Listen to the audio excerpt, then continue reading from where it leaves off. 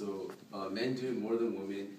People do it in the country because they believe that they won't get caught. What is it? Littering. The Merriam-Webster dictionary defines littering as carelessly discarding refuse, such as waste paper. Today I'm going to talk about who litters, where the most litter comes from, what its effects are, and the laws against it. So, who litters? The Keep America Beautiful Foundation, or KAB, in 2013, has found that along roadways, motorists and pedestrians contribute most to litter. 52% of litter on the roads is created by motorists, while 23% of that is contributed by pedestrians.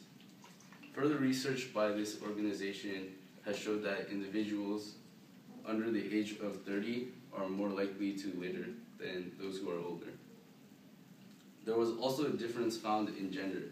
63% of men were found to litter at least once in their life, while only 43% of women littered.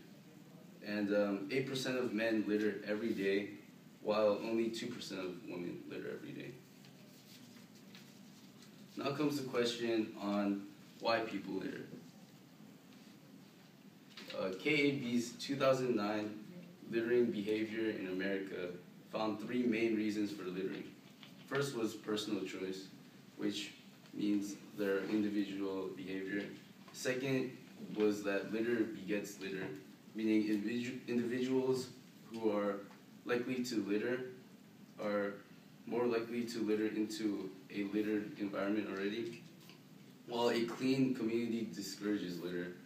And lastly, the reason the "it's not my responsibility" thought, which means that people feel that it's not their responsibility, and they feel no sense of ownership for those places, such as parks and beaches. And several people in the U.S. litter, but the most litter comes from a certain place. Alright, so where is the most litter? Britain is known to be the country with the most litter, but the U.S. is a close second. So my statistics are on the U.S. So the KAB Foundation in 2013 explains that 51 billion pieces of litter land on U.S. roadways a year. That's 6,729 pieces of trash littered per mile. Even though the numbers are so huge, roadside litter has decreased by 61% since 1969. With all of this trash, it really affects the environment and everyone around it. Litter affects our economy, quality of life, and environment. The Keep America Beautiful Foundation in 2013 shows that the U.S. uses almost $11.5 billion each year for litter cleaning, and $9.1 billion is paid from businesses, while the government, schools, and other organizations pay the remainder. The presence of litter around the community lowers the quality of life, property values, and housing prices. KAB's 2009 National Visible Litter Survey and Litter Cost Study found that litter in community decreases property values by 7%. Litter has environmental consequences also. For example, wind, traffic, animals, and other things move litter into gutters, lawns, and landscape areas. Debris may be carried by storm drains into local waterways and become a serious environmental contamination. Even though litter causes all this much damage, people still do it, so several laws were created to counter it. Oops. There are several laws against littering in the U.S. According to the Litter It Costs You campaign of 2012, there are littering and dumping laws found in all 50 United States, but each law is different per state.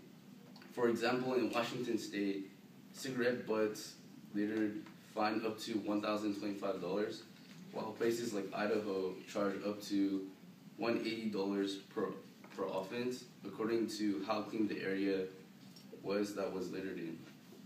And in California, the punishment for first-time littering starts at a $100 fine and 8 hours of picking up roadside litter.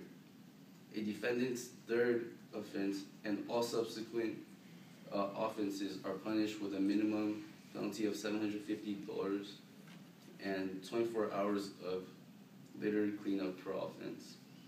Even though there are all of these laws and fines for littering, people still continue to litter.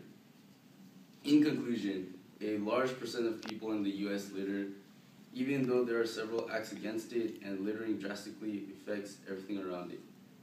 So, don't be a litter bug and pick up your trash.